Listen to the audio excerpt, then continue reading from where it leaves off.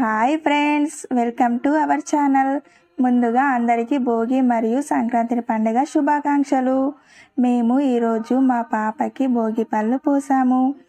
ఈ భోగి పళ్ళలో మేము రేగుపళ్ళు, బిస్కెట్స్, చాక్లెట్స్, చామంతి పువ్వులు, అక్షింతలు కలిపాము.